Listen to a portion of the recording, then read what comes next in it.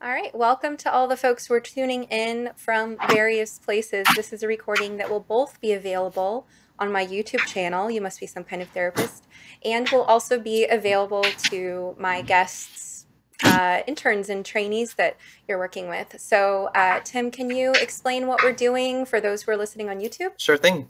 So I'm a school psychologist and also MFT, and I have interns that are joining me today. And I also have other colleagues that a school psychologist and school psychologist intern. And so we're kind of just curious about kind of your perspectives because we know a little bit about you and kind of wanted to learn, ask you some questions today. Sure. And just for a little bit of additional context, lately people have been reaching out to me from various walks of life, organizations, and so on, requesting trainings. And so I do private consultations for a fee, but I also do free consultations as long as we can record it and share that with other people. So this will be the second conversation on that playlist on my YouTube channel. It's a playlist called something like webinars, trainings, consultations, and extras.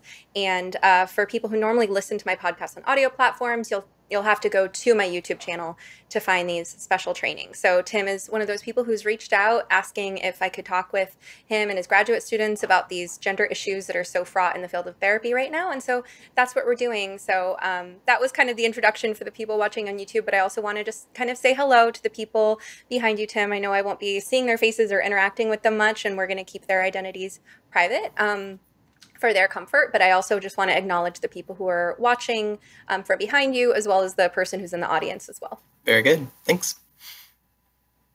So, all right, let's go ahead and dive in. Okay, cool. So my first question is kind of like, if you could share with my interns and stuff a little bit about your background, your story, I guess, when it comes to the gender identity things and stuff like that. So Sure.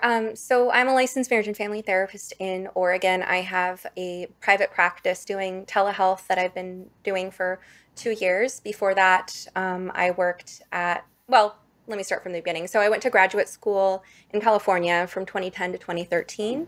2012 to 2013 was my first year of being an intern trainee in graduate school, right? And then I did my first year and a half or so postgraduate was in residential treatment of transition age youth with schizophrenia and other forms of psychosis and severe mental illness. Then I moved to Oregon. I worked with primarily Native American foster involved youth and families. And then I worked for a large group practice working with kind of the general population of, all kinds of people. And I started working more with teenagers, less with children. I think working with foster youth was really hard on my heart. So I wanted to work with, kids who are a little bit older and adults and couples. And my first ever experience working with someone who identified as transgender or non-binary was way back in residential. And I'm not going to share too much personal information about that person, but they had a very complex picture of what was going on with trauma and psychosis. And then I just over the past several years have seen an increasing number of people of, mostly adolescents and young adults identifying as transgender or non-binary. I attended a training a few years ago through the large company that I was working for at the time, the group practice, that was sort of touted as like the new standards of care for gender dysphoria. And it just seemed like a great thing to go get trained on. And I think I probably wasn't alone in feeling shocked by some of the things that we were told about how you should treat this issue, because it's just so different from the standard of care for how we treat any other issue. But that was where I was first introduced to the concepts of, things that anyone who's been studying this issue will be well familiar with at this point. The idea that puberty blockers are a good form of treatment, the idea that's told to parents it's actually quite manipulative. Would you rather have a dead daughter or an alive, happy son? That's where I was, first introduced to these concepts. And in retrospect, I'm glad that I didn't go on to the next level of training, even though at the time it was kind of like, this is what a good person does, but the next level training, I would have gotten the training to write those letters, recommending medical interventions according to the WPATH standards of care. And so I did not go on to do that, but I worked with an increasing number of people who identified this way, and I followed the affirmation model. In fact, I was on kind of the most radically liberal side of all the people who work for that company. And when I moved locations within the company, I had a colleague who was on her way out who saw me that way and kind of transferred, all her trans clients to me, also all her polyamorous and non-monogamous and kinky and BDSM and, anyone who was on the fringes of society, especially when it comes to being a sexual minority, was transferred to me because I was seen in that light, right? And so there's this myth amongst the trans rights activists who come after me online that anyone who opposes their ideology is some kind of, right-wing conservative Christian bigot. They have this concept of what it is to take issue with the ideology, but I take issue with the ideology because I worked with it, because I understood it and I operated according to that framework, and I ran into a number of issues. So one issue I ran into was that the nature of the neurosis, and for those who are, outside of the clinical trainees, for those lay folks who are just listening on YouTube, neurosis just means, propensity towards depression, anxiety, rumination, anxiety.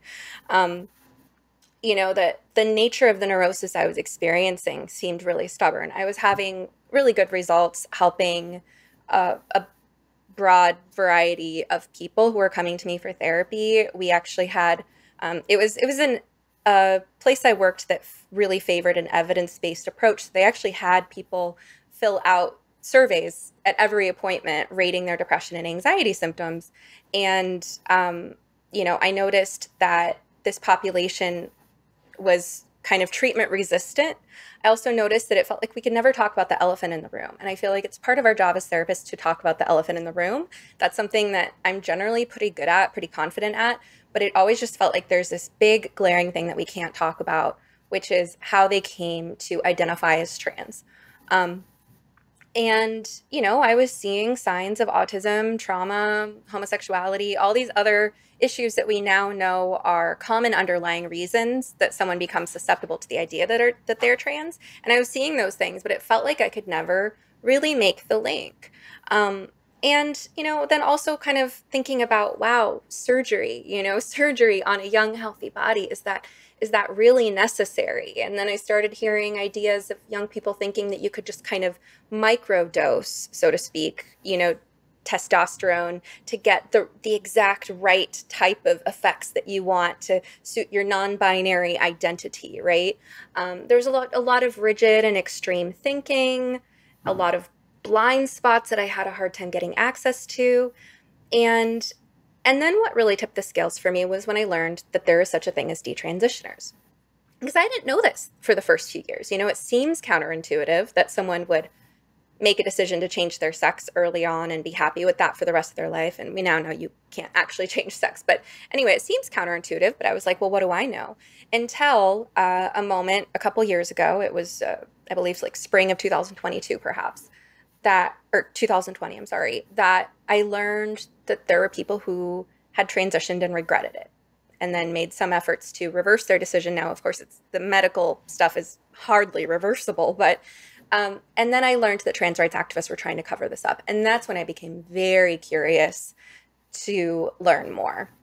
And I'll say, since I know I'm speaking to a room full of therapists to be right now, that, when you're in grad school and your internship, you're encouraged to think about whether there might be populations you want to specialize in, right? Or approaches to therapy or issues you might particularly want to treat. You're encouraged to gain a broad range of experience, but you're also encouraged to think, do I have a passion for working with obsessive compulsive disorder or, a dialectical behavioral therapy model for borderline personality disorder? You're encouraged to think about that stuff, right? And I realized there's this whole new quote unquote population that we know so little about, that I learned zero about in grad school or any of my training. And they're people who have a really unique form of trauma, which is that they went through this whole trans thing. They made these, potentially permanent changes to their body, only to realize that that was the wrong path and the wrong way of conceptualizing what their distress was about in the first place. And so now they have the original distress and they have the trauma of what they've done to themselves. They have the shame and the regret and the remorse that come with that. They have the medical complications, the fertility complications. And it's just, you know, whatever they had plus a whole new form of complex PTSD. So when I started learning about detransitioners a couple of years ago, I said, I have to look into this. So that's when I read Abigail Schreier's book, Irreversible Damage. I read Deborah So's book, The End of Gender. It was a little bit later that I read Helen Joyce's book, and started kind of obsessively consuming detransition videos and stories, and learning about why people oppose gender ideology. After a little over a year of studying that pretty intensely, I decided that I needed to have a public presence about this. So that's when I started blogging. I got on Twitter and I started planning my podcast. My podcast wasn't originally planned to focus on this issue exclusively, but it turns out that this is the thing that people really want to hear more about because there are just so few therapists who are willing to talk about this. And yet, when there are so few therapists who are willing to talk about this, we're missing the needs of a rapidly growing population that has complex trauma and high risk of suicide. I don't think we can ethically afford to ignore this population. Wow. Well, I really appreciate your story, and I think it's kind of interesting. Like, I think a lot of things that you're saying, like, would be probably really different to people that are in grad school. So do you mind if I just check in with my peeps really quick? Okay, thanks. So what do you think? You have any questions? I think it's really nuanced and interesting, the things she's saying, and that it recognizes real issues that most people aren't willing to look at in the eyes. So I think it's really great. Yeah. Thank you. Yes. The thing that I was thinking of a few things was, like, I think for you to be able to share that type of thing, like exactly what you're sharing with me in a grad school, like, hey, here's a speaker, you know, this is what she's talking about today. You know, I don't know how well that would be received, or I don't know. It's kind of interesting to think about how that would work. Have you spoken with people that kind of maybe disagree with your perspective before, I assume? And if so, how did that go? Well, let me just back up a second and say thank you, Tim, for reaching out to me and for thinking about this issue and trying to gather perspectives and information for your students. I really appreciate it. And I want to say that I hear frequently from people who are currently in graduate school thinking about it or just graduated in their, you know, in their internships, who are thinking about this issue. And I really appreciate all the young therapists and therapists to be who care, because the population of people who have been harmed by what I'm calling gender malpractice is they really need help, and they have every reason to mistrust therapists that have participated in the affirmation model. So let me just say that I appreciate it. Now, as far as your question goes of have I spoken with people who disagree with me, it's hard to find people who disagree with this perspective that can agree on what healthy communication looks like. So, you know, there's some principles of good communication and of respectful debate, you know, like, let's just say avoiding the long list of logical fallacies and manipulation tactics, right? But what you find is that people who support the idea that you can be the opposite sex, the idea that children know who they are, the idea that it's ethical to allow children to make lifelong medical decisions, or that the job of a therapist should be just to affirm rather than challenge. If you try to talk to most people who support these views, they'll quickly resort to all the things that make communication really difficult, like straw manning your position, shifting the goalposts, word salad. It's just really hard to have a good conversation. Now, I did recently talk to a pediatric endocrinologist, which felt like kind of walking into the pits of hell and confronting the enemy, honestly. But the reason I did it is because he had been kind of targeting an 18-year-old detransitioner online. And I saw this and I thought, that is not trauma-informed, dude. to her, to this detransitioner, you represent someone who has personally hurt her. You may not be the doctor that did this to her, but you're just like him, and you're doing this to other people. And you're expecting a level of maturity and groundedness and willingness to engage from her that's totally inappropriate to the situation. You haven't earned her trust. So I kind of stepped in and I said, look, basically pick on someone your own size, buddy. Like, talk to another professional, someone who hasn't personally been harmed from this, who isn't personally that young and vulnerable. And so I had this private conversation with this pediatric endocrinologist, and it was difficult because he kept interrupting, changing the subject, shifting the goalposts. It was clear that he had an agenda, but I confronted him on that. I asked him to stop interrupting. I tried to kind of stick with one thing at a time, but I still found that he was really kind of minimizing and rationalizing.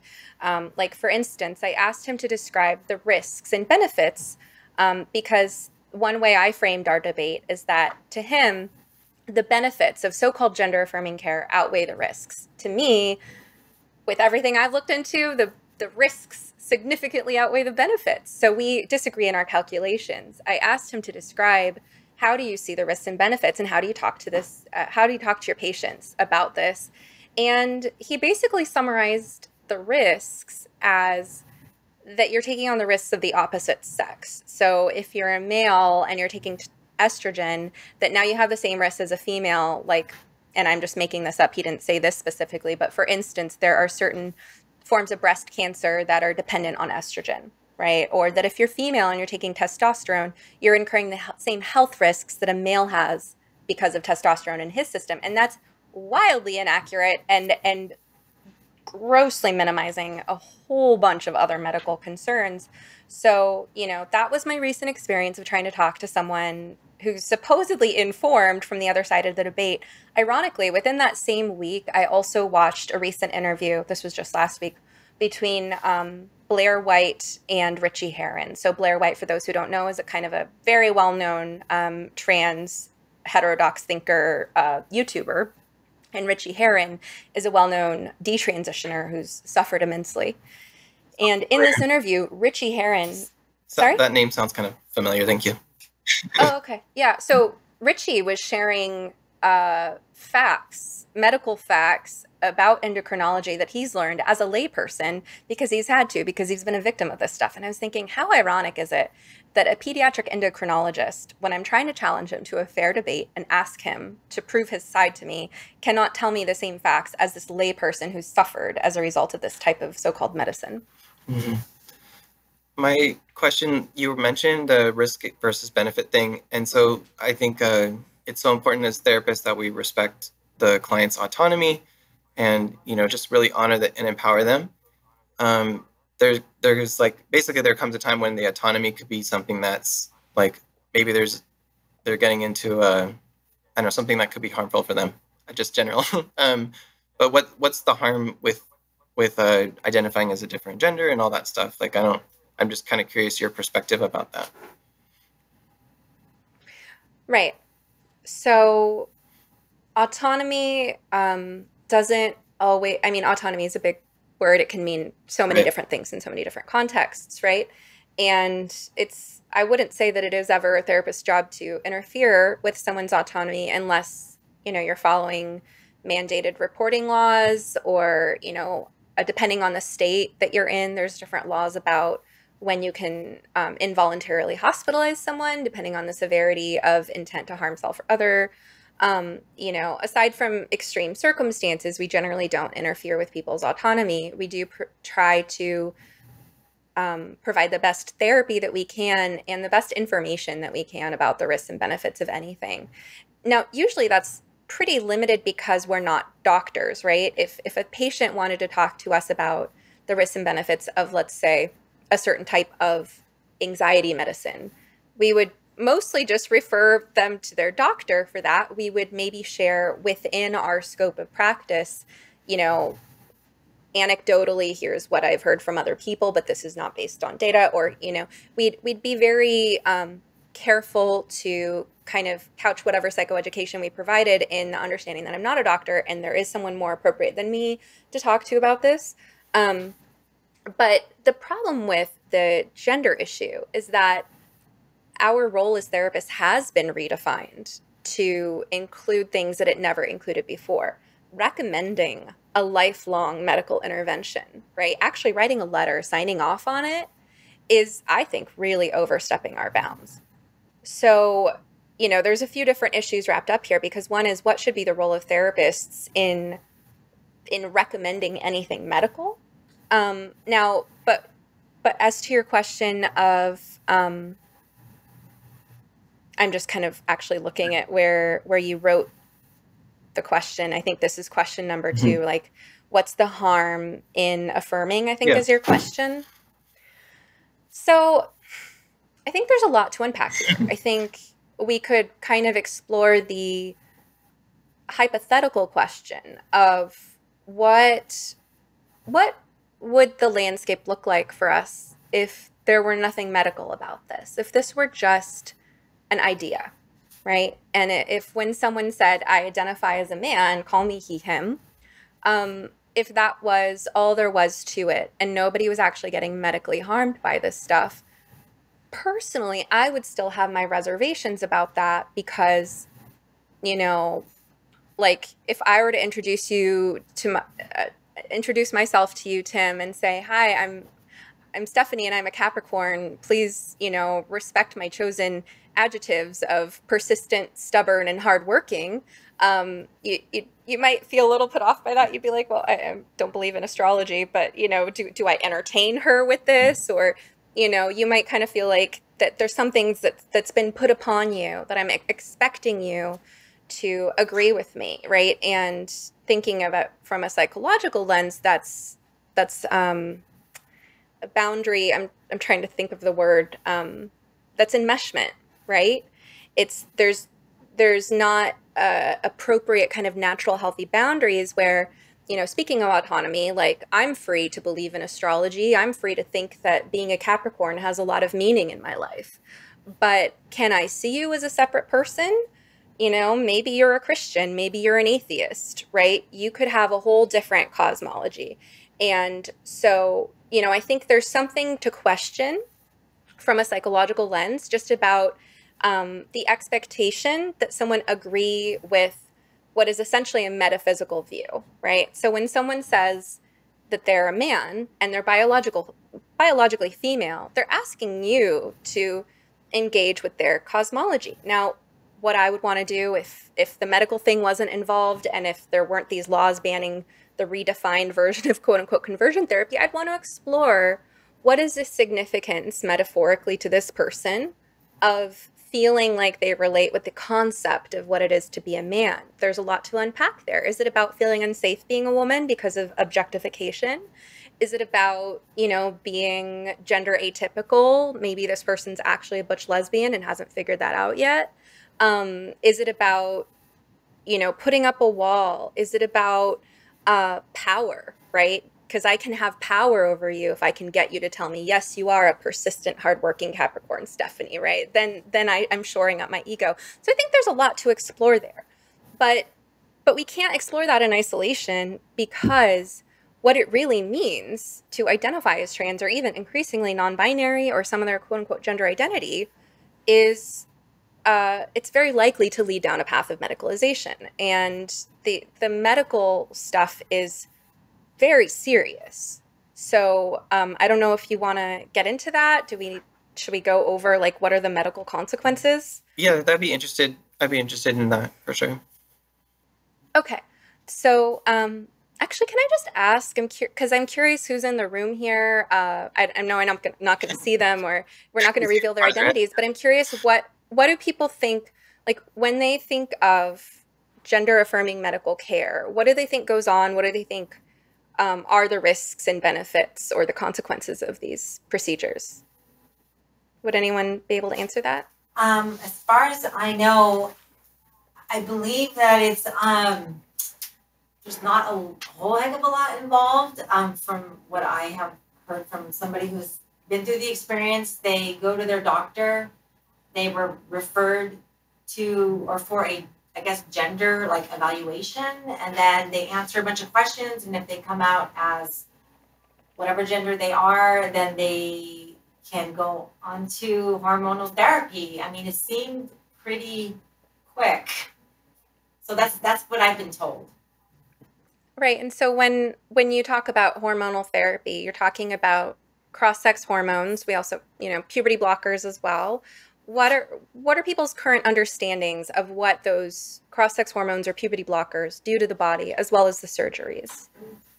To be honest, I never even knew to ask that question. So when my friend was telling me about how her husband, who now identifies as a female, was jumping into affirming hormonal therapy, they celebrated as if it was like the best thing since sliced bread. Nothing negative was ever communicated. And I didn't even think to ask, well, what are the side effects? Because that has been so, like, it just seems now that I'm thinking about it, it's just been a non-issue. Like, it's almost like it doesn't even exist. There is nothing wrong. I mean, that is really what I thought, because I mean, the community doesn't state otherwise, I guess. Yeah. You had a comment? Oh, yeah. I think of losing the ability to have children, almost like a chemical castration. Yeah. Yeah, thank you for saying that. Anything else? I think that's good. Okay. All right. So let's talk about what gender affirming care entails medically. And again, I'll say I'm not a doctor, but anyone can do their own research and look into these things. So infertility, yes. Okay. So, and that can come from a few ways. So puberty blockers, when administered at Tanner stage 2, which is the WPATH recommendation, can cause, actually will cause permanent infertility. And for many people, they cause the ability, they remove the ability to ever experience an orgasm. So let's just stop and think about that. You're 11 years old. You're starting to develop breast buds or armpit hair or whatever. All your friends are calling themselves trans.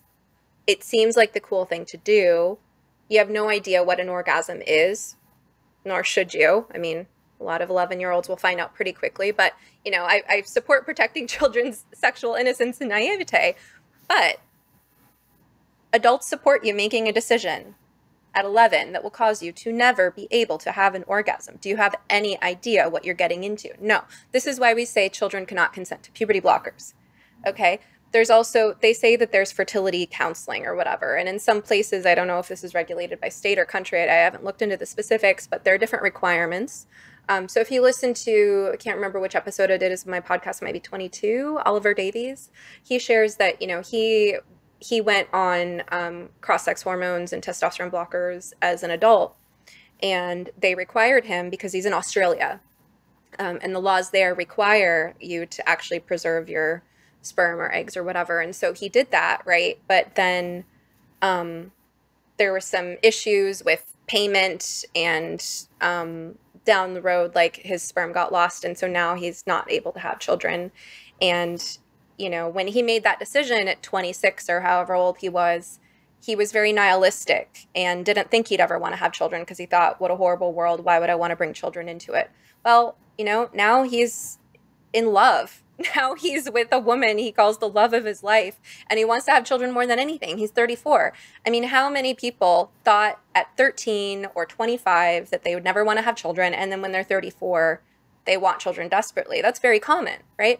So, okay, permanent infertility can be as a result of puberty blockers, as well as cross-sex hormones and androgen blockers and all of that kind of stuff, as well as obviously having body parts removed. For females who, let's say, maintain their fertility, so they don't have a hysterectomy, but they get a mastectomy, well, maybe they can have a baby, but they can't breastfeed their baby. Plus, there's a higher likelihood of complications because, there's things are different. Okay, things get messed with when you mess with the endocrine system. Okay, another consequence of puberty blockers is problems with bone density. So puberty is it's not just about developing your sexual secondary sex characteristics. It's about a whole lot of processes in your brain and body. When you block puberty, one of the processes that you're blocking is bone density. So what happens when you don't go through that natural phase of developing bone density when you should during those critical years for bone density? Well, you're at higher risk of osteoporosis, osteopenia, bone fractures, bone breaks, chronic pain. And one of the reasons I'm so outspoken about this issue is the suicide risk of all of that. So we should kind of bookmark suicide risk. Help me remember to come back to it. Okay, so you're talking about problems with bones, which can create a whole host of other problems. You're talking about infertility. You're talking about inability to orgasm. Now let's talk about cross-sex hormones. Let's say someone goes on cross-sex hormones. They don't go on puberty blockers because they go on cross-sex hormones as an adult. You're still talking about infertility. For females, testosterone causes the female reproductive system to essentially atrophy, right? So after a few years, I mean, for some people it happens really quickly. For some people, I think the average length of time is about 4 years before vaginal atrophy becomes really painful. So we're talking about dryness. We're talking about problems with the skin and the vaginal wall. We're talking about painful intercourse, painful urination, pain all the time, right? And so for some females, maybe they wanted testosterone and they never thought they were going to want a hysterectomy. Well, now they have to have a hysterectomy because they're in so much pain. Okay, so then this creates permanent reliance on the medical system. Now, what happens when you get a hysterectomy? Well, the ovaries that produce estrogen have now been removed, so now you're dependent. You have to take hormones. This is another thing, right? You can't just not have hormones in your body because hormones regulate so many processes in the body. Now, let me jump to a problem that males experience. So males who take estrogen, progesterone, whatever cocktail they're taking, they also experience, atrophy of their male body parts and loss of sex drive and inability to get an erection, sometimes inability to orgasm. Now, if they have quote unquote bottom surgery, there's a whole host of complications that can come from that. I'm not going to get into all of them. The vaginoplasty, the artificial vagina, can be constructed out of penile inversion, so an inversion of the penile tissue. It can be made of colon, or it can be made of tilapia. Are we getting too graphic? No, it's fine. Okay. Or tilapia skin. Now, one of the complications of puberty blockers is if you block puberty for a boy, he's going to have a small penis.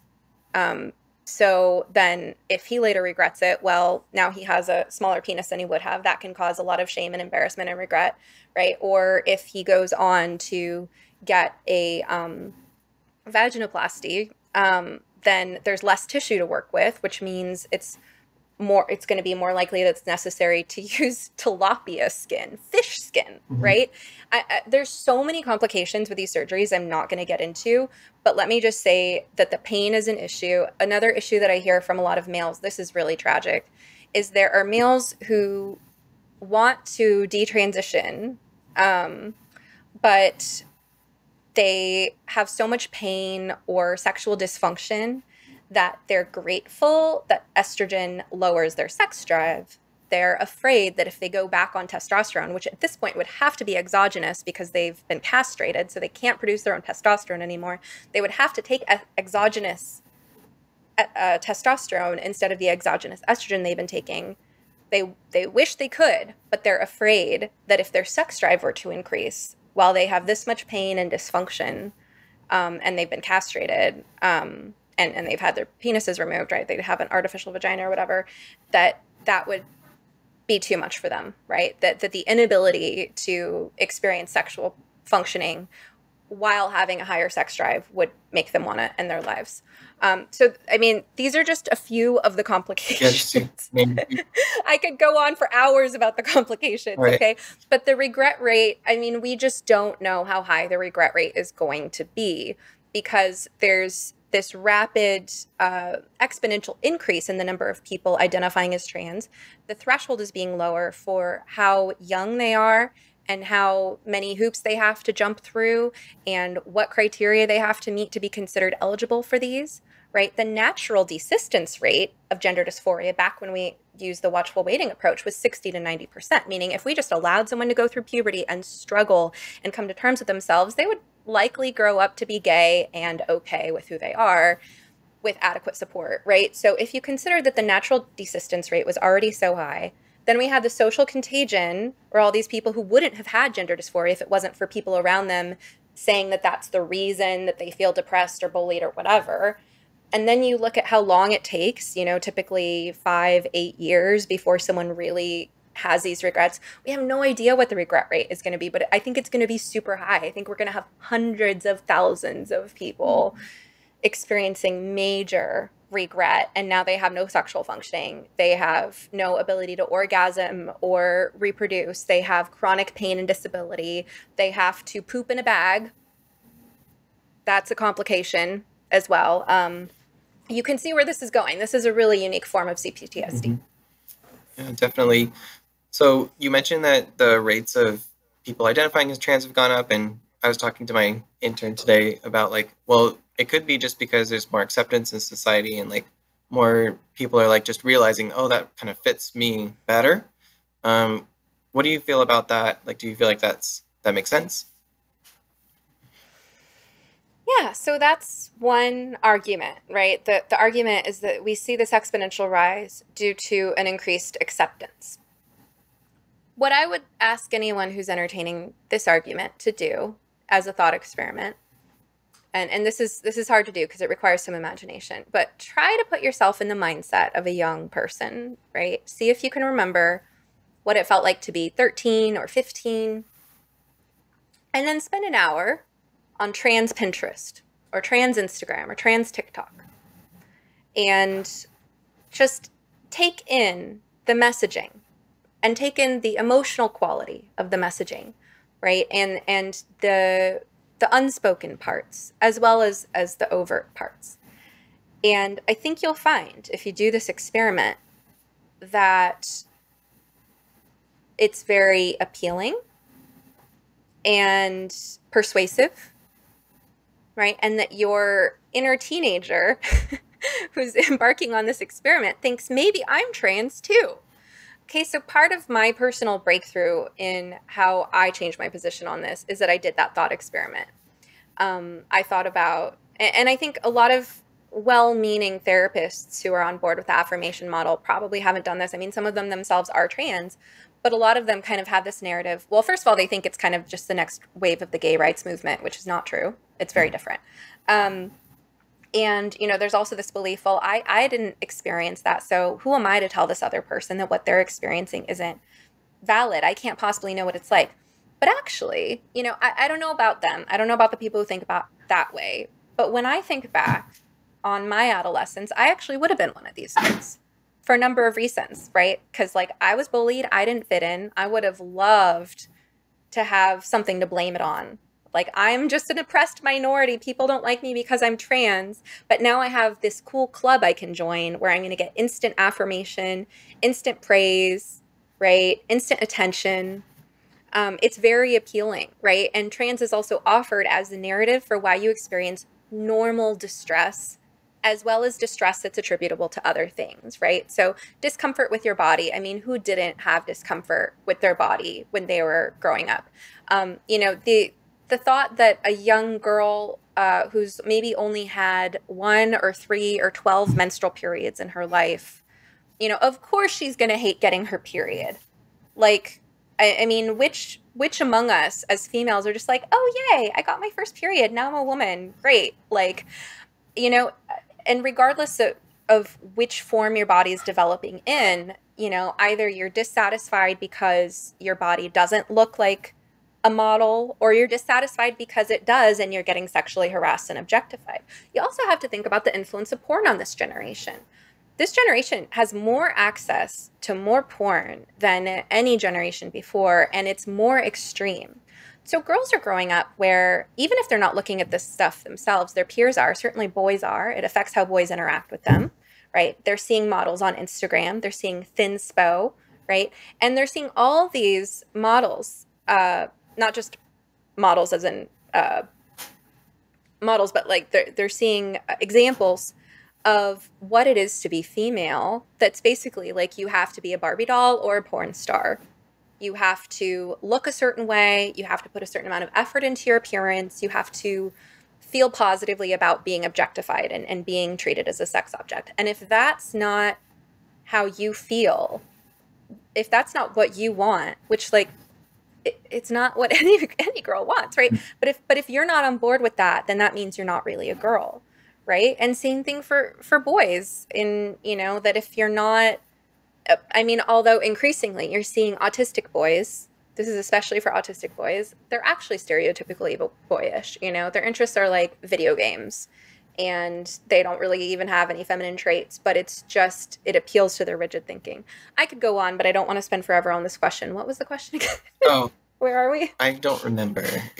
Oh, the idea that more societal acceptance. Right. Yeah, it's just, my suggestion is basically do a thought experiment, look at what the media and social media is portraying about this stuff, and ask yourself, is this really just acceptance? Is this treated as normal and equal, or is this actually treated as something special, trendy, rewarding, where you get protection for being special, where you get accolades, where you get to have this magical gender ritual transition? I mean, here's another thing. We all long for rites of passage, and adolescents instinctively have a deep sense that there's some kind of transformation they need to go through. That is the transformation of puberty. And in other societies, there are rituals, you know, whether it's the Jewish bar and bat mitzvah, Native American rites of passage. There's so many different types of rites of passage that different cultures have had to acknowledge a person's transition from being a boy to a man, a girl to a woman, and so on. And normally there's kind of the role of the society and the elders in helping that initiatory process. I think there's a craving for a rite of passage, and we don't have that in our culture. And so the rite of passage is doing the trans thing. Mm-hmm. Well, thank you so much for that. My next question is, a lot of the things that you've been talking about today like would be considered pretty controversial. And especially when we look at like the Board of Behavior Sciences and like all the different societies that are associated with psychology seem to have a different opinion than you. No offense. But it's something that's kind of curious, because it seems like, well, how could all of them be, you know, maybe misguided in some way? Like, it's not like they're just, you know, evil overlords, you know, trying to harm anyone. Like, I don't see that in them. But I'm just curious about your perspective. Like, how could there be that big gap between thought processes? I think of this as a matter of institutional capture. One resource I would recommend looking into is the work of Jennifer Bilek. That's Bilek. I'm not sure if I'm pronouncing it correctly.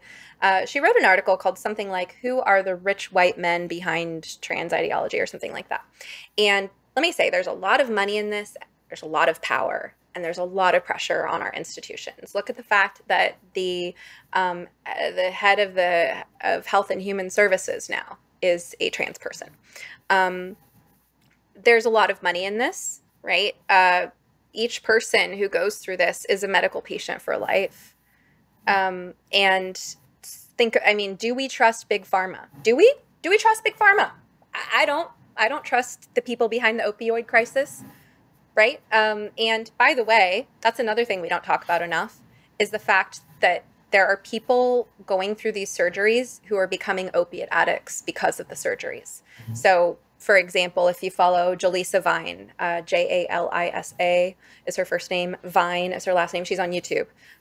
She talked about how she has a really raw video where she says that she owes the community an apology for the fact that she ever glamorized being trans, because it's not glamorous, it's actually terrible. You know, she's going through her regret publicly, and she explained that she became addicted to opiates because of the enduring pain of the phalloplasty, which, by the way, involves removing a huge amount of skin, usually from the arm. It's pretty horrific if you look at the pictures of what happens, or from the thigh.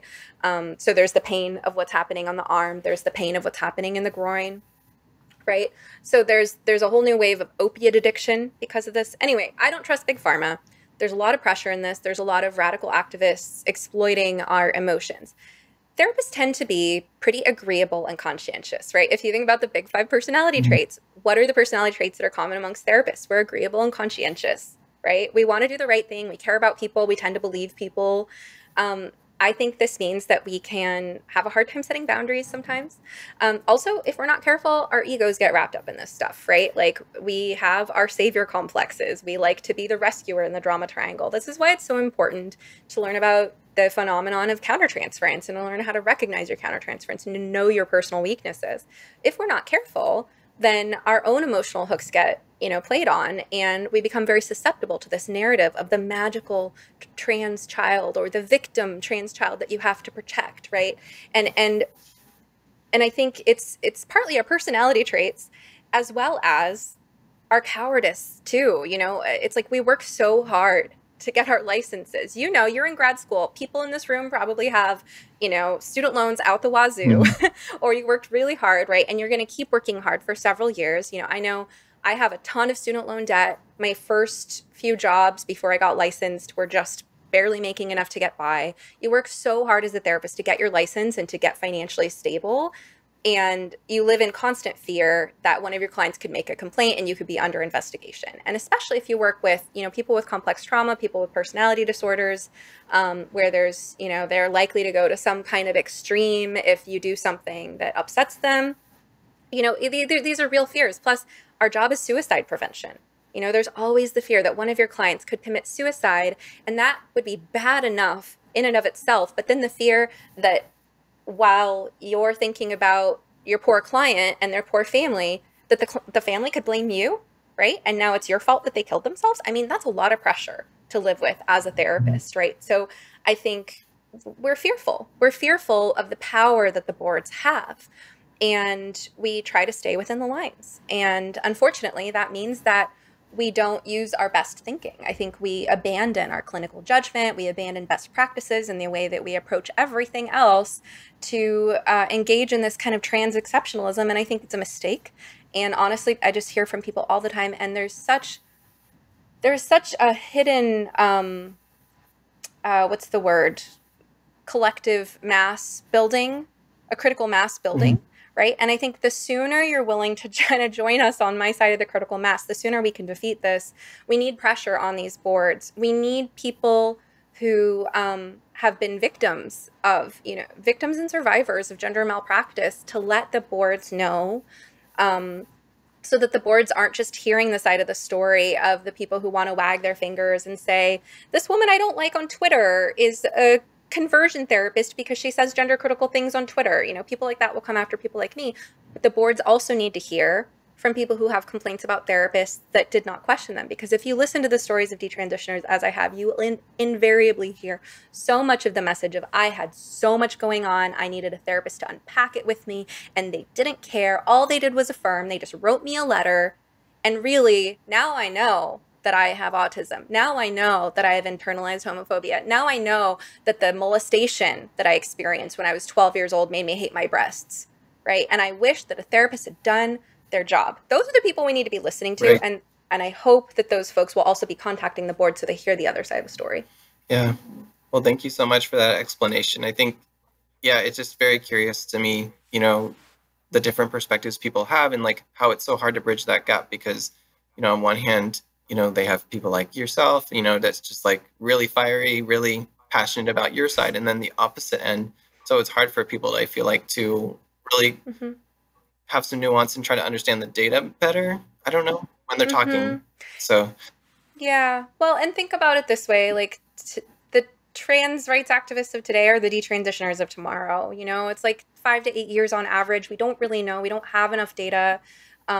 People are working on that, but you're hearing one side of the story, and Lisa Littman's study found that 75% of people who detransitioned did not follow up with their doctors because people who realized that this was a mistake for them have so much anger at the medical and mental health professionals who affirmed them.